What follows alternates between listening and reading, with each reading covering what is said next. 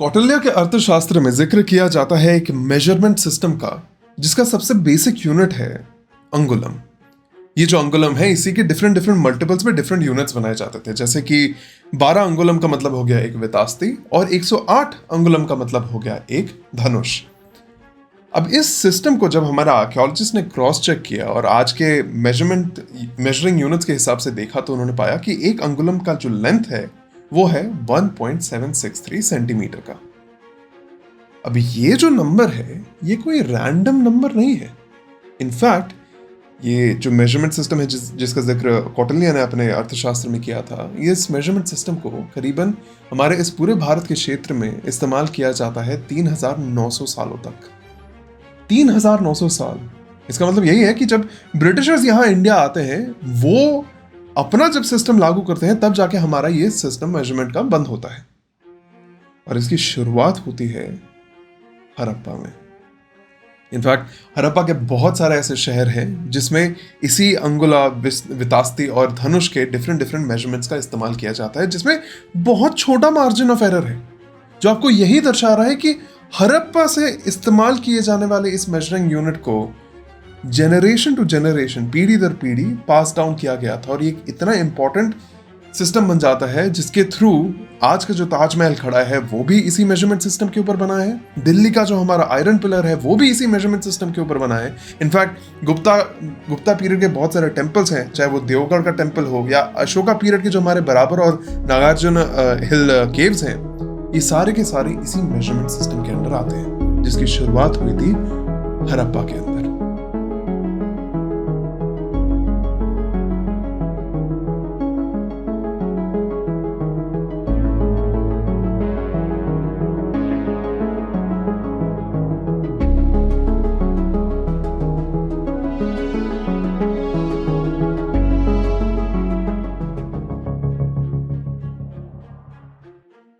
अब हमारी इंट्रोडक्शन में से इतना तो हमको क्लियर हो रहा होगा कि हड़प्पा के अंदर व्यापार का एक बहुत बड़ा महत्व रहा होगा, क्योंकि अगर इन लोगों ने अपना एक वेट्स एंड मेजरमेंट्स का सिस्टम बनाया है, तो आपको एटलीस्ट ये चीज़ पता चल रही होगी कि यहाँ पे व्यापार का जो वॉल्यूम है वो बहुत ज़्यादा होगा, और ये एक बहुत बड़ा कंट्रीब्यूटिंग फैक्टर होगा हमारे शहरीकरण और हमारे विकास का।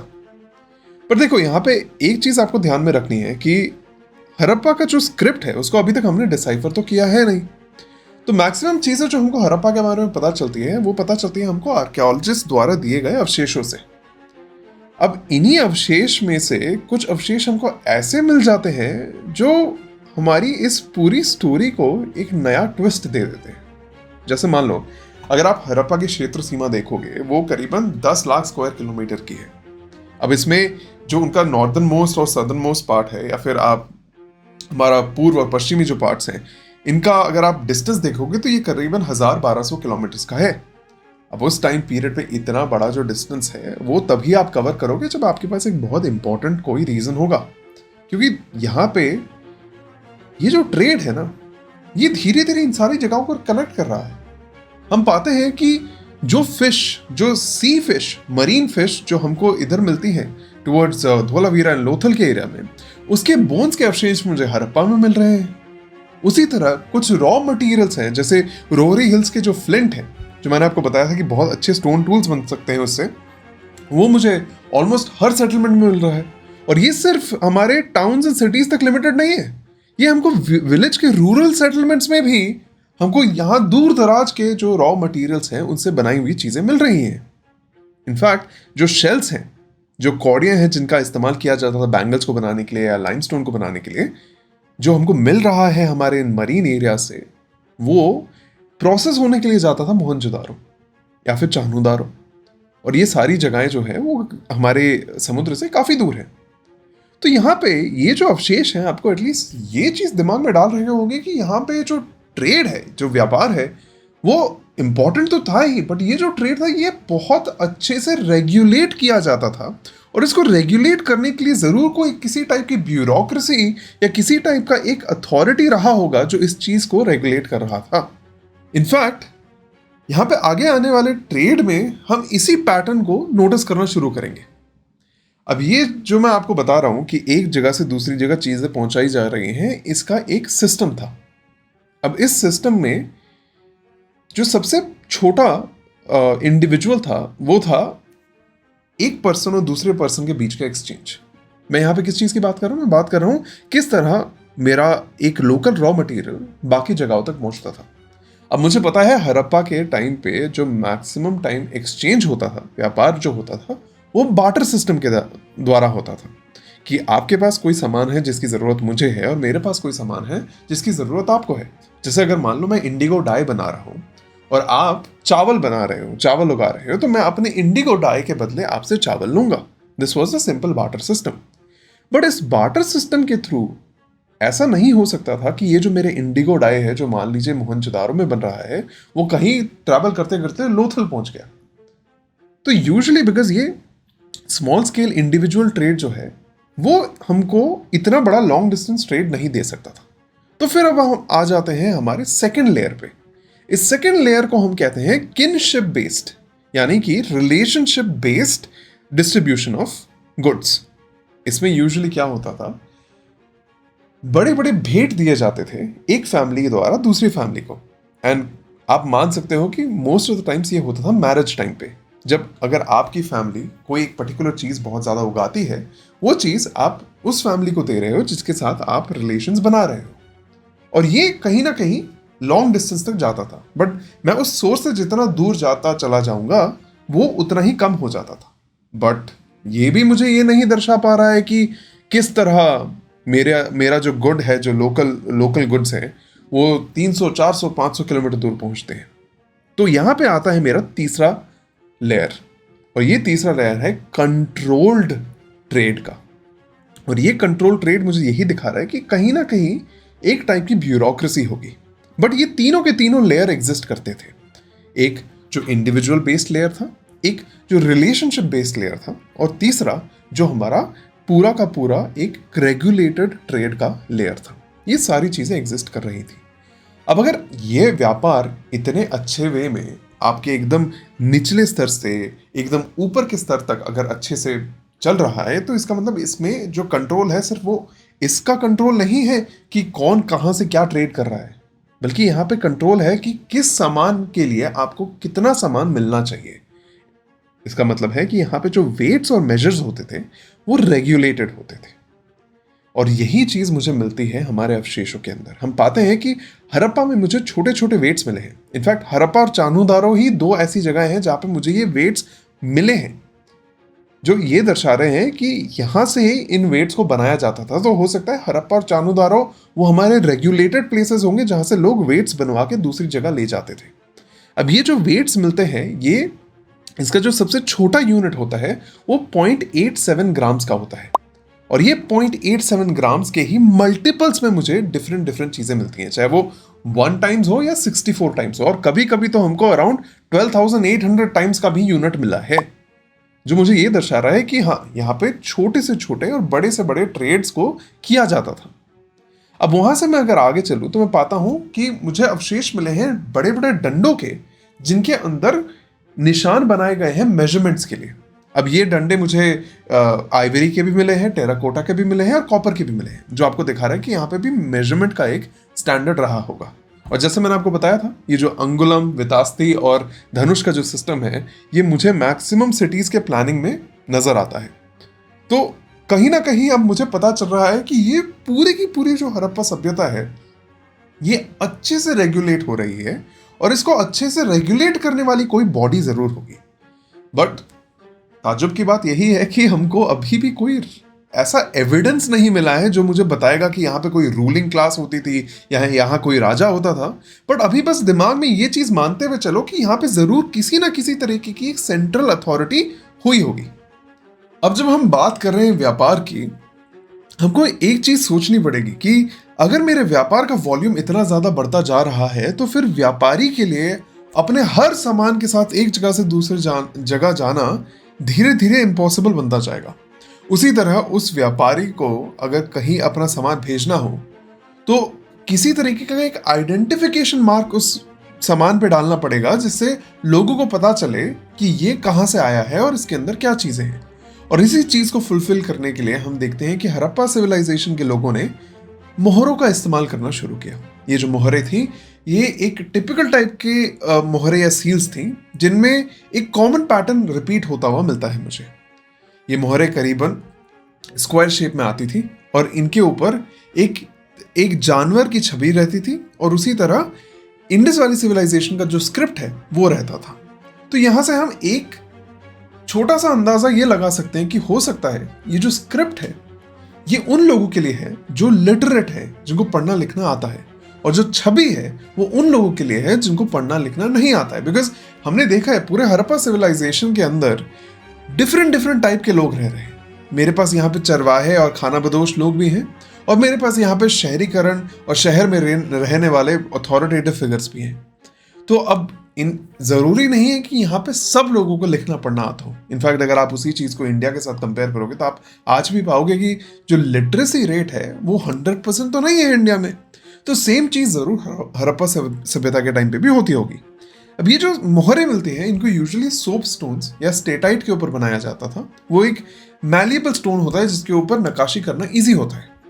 एक और चीज़ जो मुझे इन मोहरों के साथ मिली है वो ये है कि कुछ कुछ मोहरे ऐसे हैं जिनके पीछे के साइड में एक होल है जो शायद एक स्टैंप की तरह काम आता होगा, और कुछ कुछ मोहरे ऐसी भी हैं जिनके ऊपर मुझे छेद मिले हैं जिससे वो दर्शा रहा है कि इनको कैरी किया जाता था किसी रस्सी में बांध के।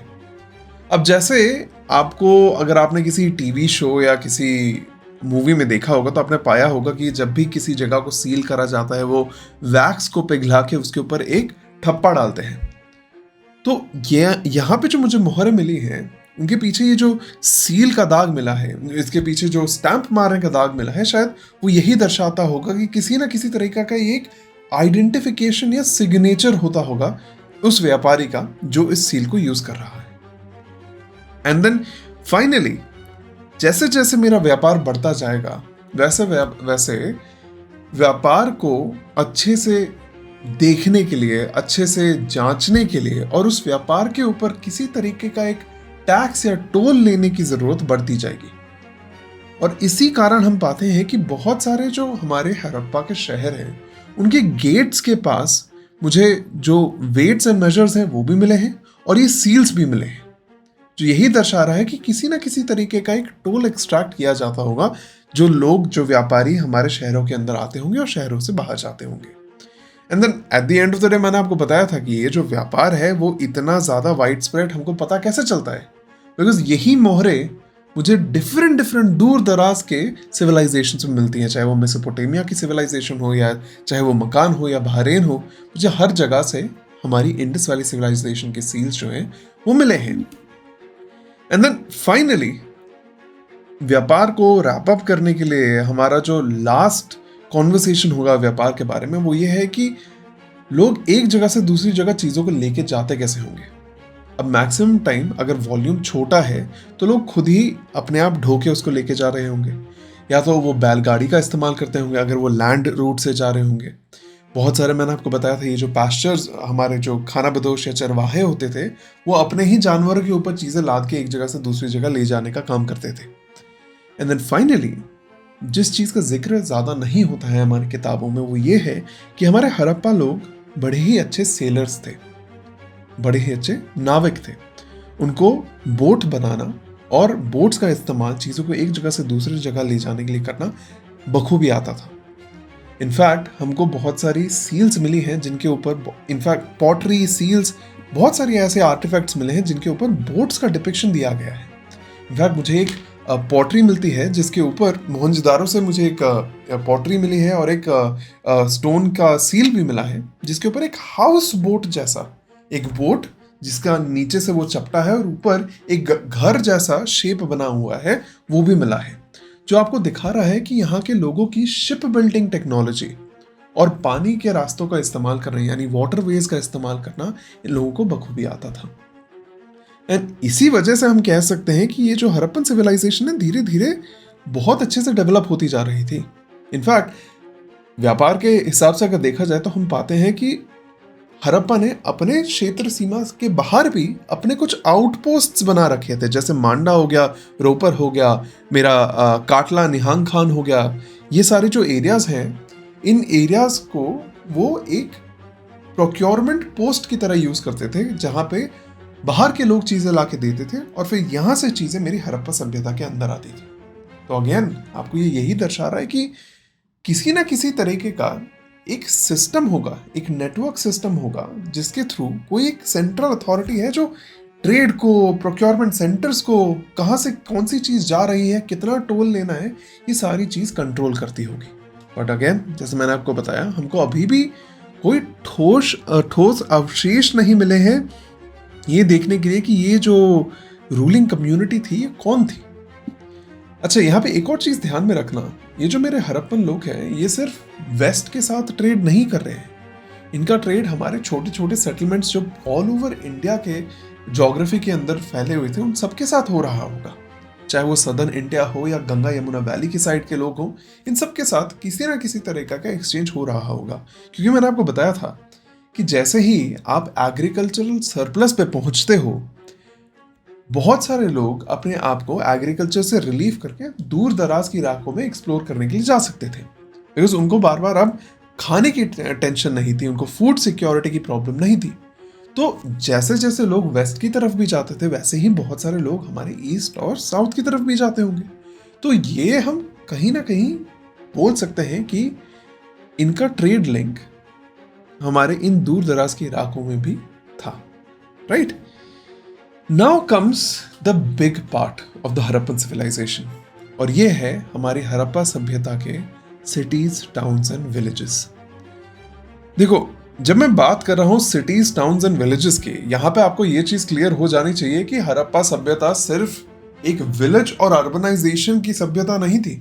इसमें सारे के सारे स्टेजेस शहरीकरण के एग्जिस्ट करते थे। मेरे छोटे छोटे रूरल सेटलमेंट्स भी थे। ये जब ऑर्गेनिकली ग्रो होकर थोड़े और बड़े हुए, वहां से मुझे मेरे टाउन्स मिले, और देन इसके बाद जब प्लान्ड वे में अच्छे से सिटीज को बनाया गया, हमारे पास बड़ी बड़ी सिटीज मिली।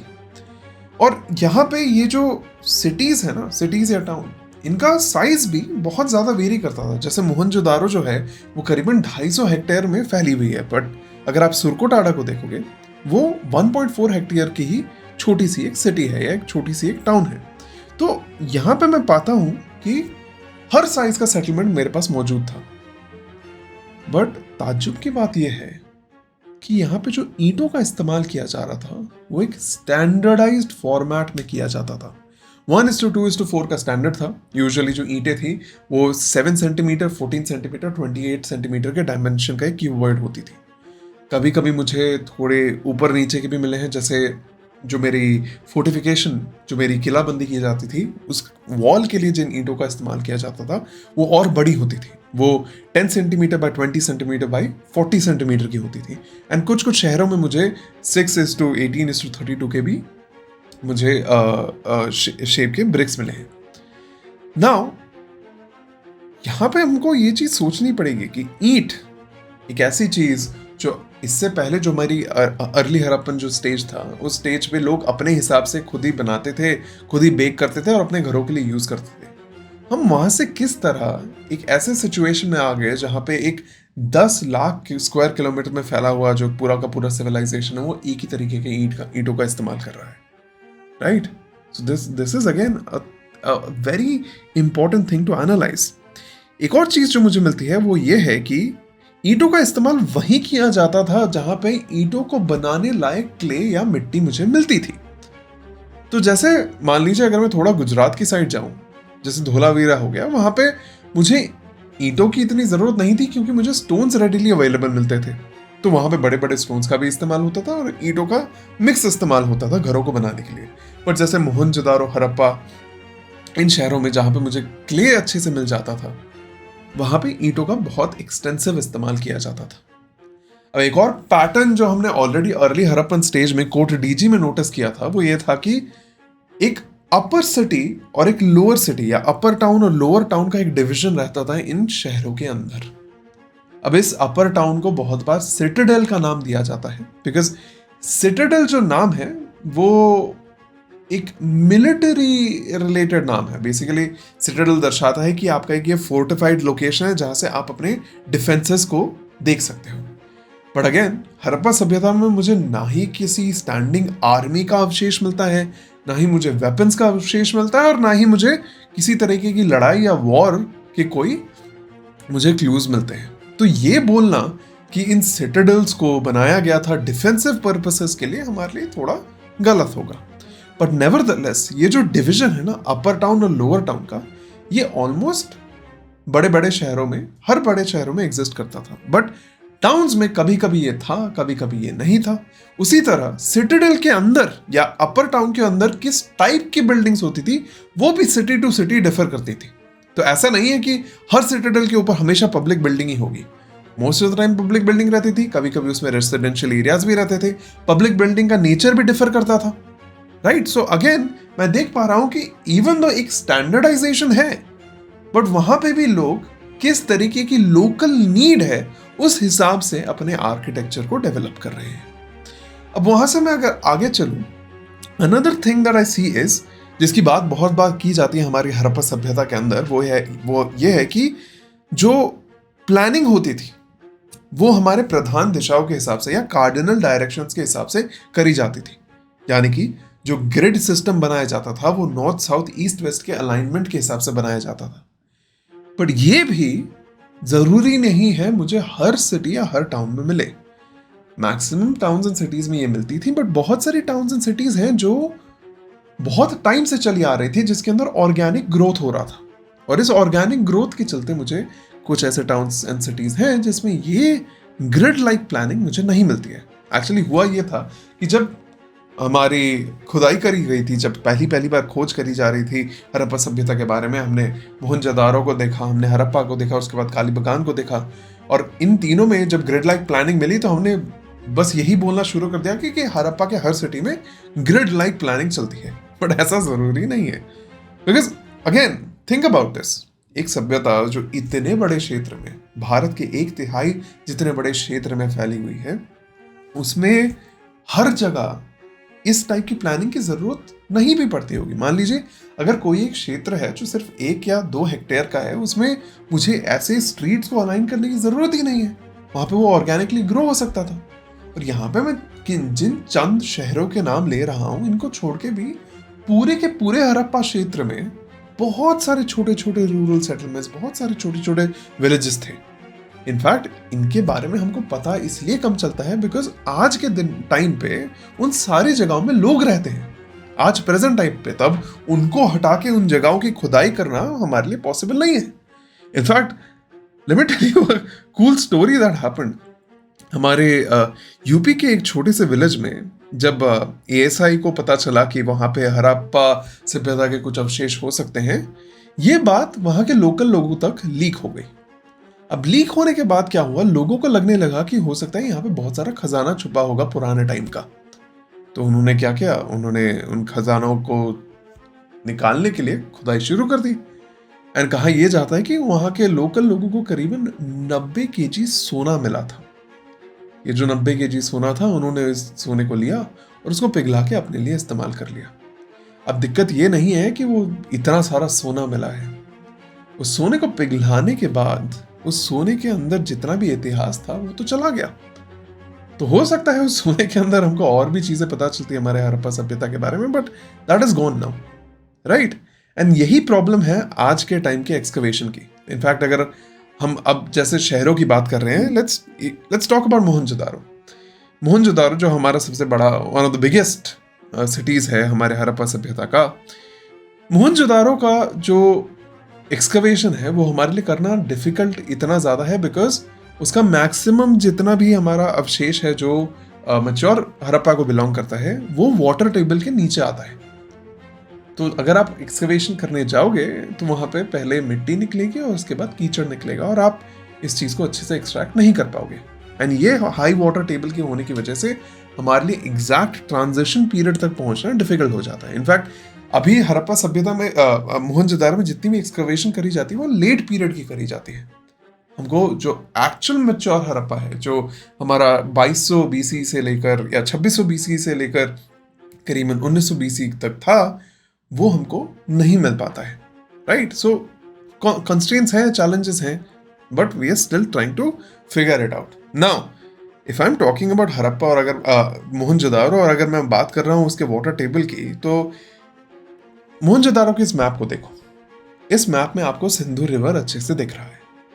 अब ये जो सिंधु रिवर है वो हमारे मोहनजोदारो की सिटी से बहुत करीब साइड से बह रहा है, और इसी चीज को ध्यान में रखते हुए हमारे जो इस शहर के प्लानर्स थे उन्होंने डिसाइड किया था कि हर घर को एक ऊंची प्लेटफॉर्म पे बनाया जाएगा, और इनफैक्ट सबसे ऊंचे प्लेटफॉर्म पे हमारा जो अपर टाउन है उसको बनाया जाएगा, बिकॉज यहाँ पे पीरियोडिक फ्लडिंग होती थी। उस टाइम पे हमारी सिंधु नदी का फ्लो और ज़्यादा होता था, तो जिन सालों में बहुत ज़्यादा बारिश होती थी इस नदी का ओवरफ्लो होना तय था। तो उसी से बचने के लिए उन्होंने क्या किया, कंस्ट्रक्शन को करना शुरू किया ऊंचे ऊंचे प्लेटफॉर्म्स पे, राइट।